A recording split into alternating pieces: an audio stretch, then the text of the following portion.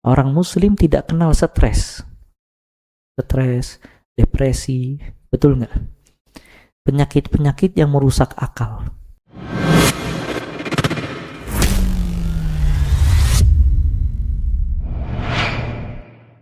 Makanya Imam Syafi'i dia orang yang pertama mengarang kitab usul fiqh.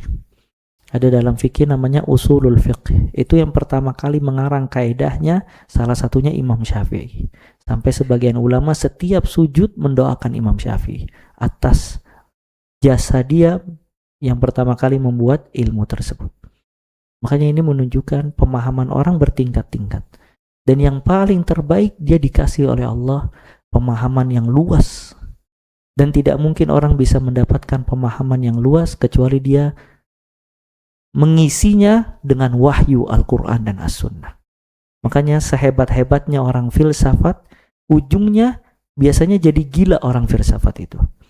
Karena dia memikirkan hal-hal yang di luar kemampuan akalnya. Awal dia mengeluarkan filsafat-filsafat kehidupan. Kemudian dia keluarin filsafat-filsafat pendidikan. Dia keluarkan filsafat-filsafat ekonomi. Ujung-ujungnya dia berpikir, kenapa ada saya di dunia? Kenapa ada matahari? Kenapa ada bulan? Kenapa ada langit? Sampai terakhir dia memikirkan Robnya. Sampai ujungnya dia gila. Dulu ada salah seorang ustadz bilang, saya belajar di satu universitas. Dosen saya dosen filsafat luar biasa. Itu kalau keluar dari rumahnya kadang gak tahu pulang. Saking otaknya udah ngeheng itu. Memikirkan hal-hal di luar batas. Makanya kalau antum isi akal dengan wahyu, setiap hari baca Al-Quran, memahami hadis, memahami, akan sempurna akal seseorang. Ya, makanya Plato, walaupun non muslim ya, filosof, dia bilang jangan ada yang masuk ke rumah anak kecuali pernah belajar filsafat. Artinya karena orang gak punya akal sehat, buang-buang waktu anak duduk dengan dia. Nah ini menunjukkan pentingnya seseorang, dia minta sama Allah akal yang baik, dan juga pemahaman cara berpikir yang benar. Makanya subhanallah, salah satu doa kita yang kita mohon kepada Allah Azza wa Jalla ketika hidup, jangan sampai kita kehilangan akal. Apa doanya? Allahumma inni a'udzubika minal ajzi wal kasal wal jubni wal bukhl wal haram. Apa haram? Haram itu penyakit tua. Tua itu identik pikun.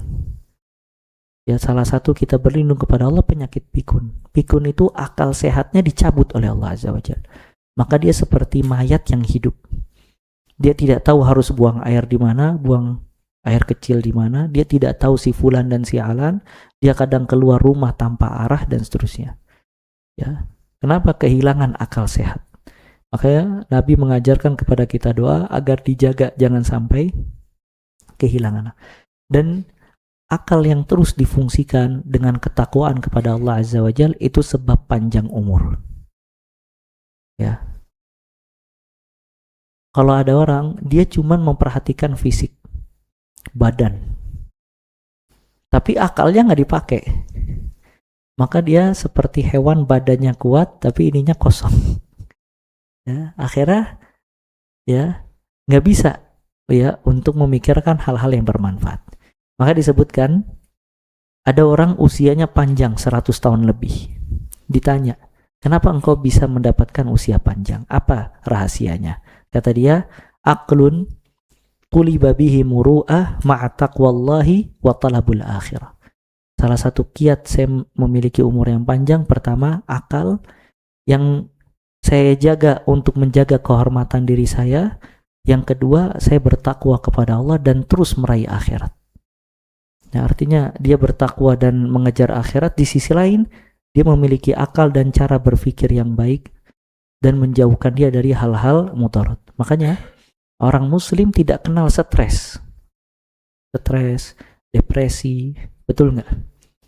Penyakit-penyakit yang merusak akal. Orang kalau stres dan depresi, rusak akalnya. Akhirnya lama-lama dia tidak bisa memakai akalnya untuk berpikir buat ayat-ayat Allah dan hadis-hadis Nabi SAW. Orang mukmin dia beriman kepada takdir Allah Azza wa Jalla, sabar di dalam menghadapinya, bersyukur atas nikmat.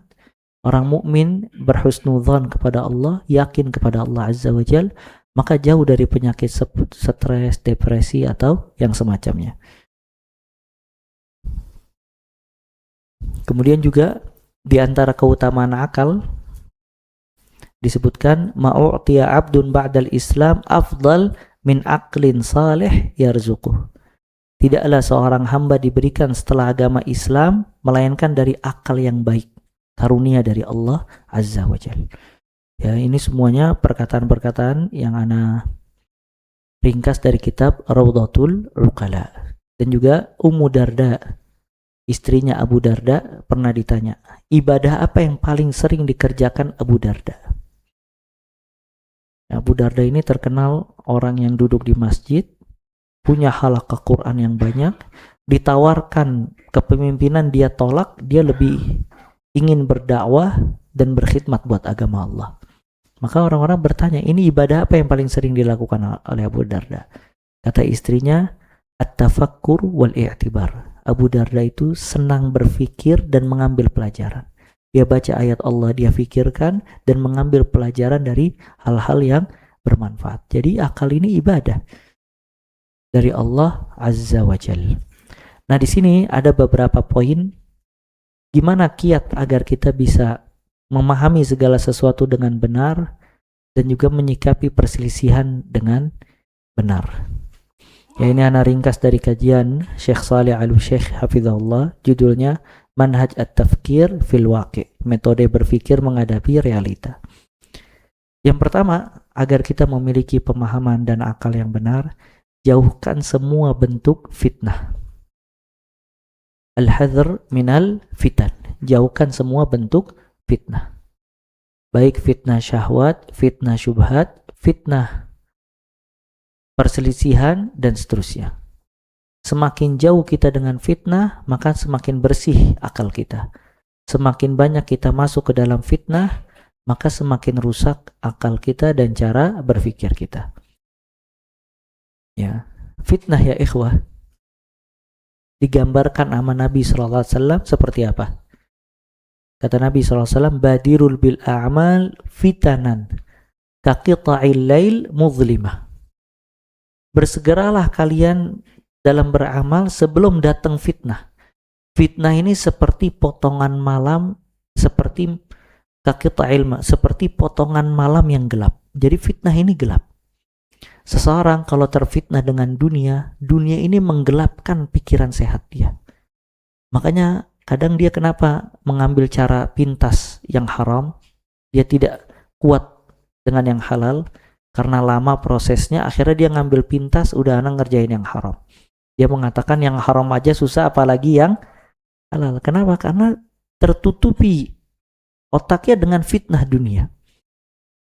Akhirnya yang cara berpikir yang diinginkan oleh Allah dan Rasulnya tertutup dengan fitnah dunia.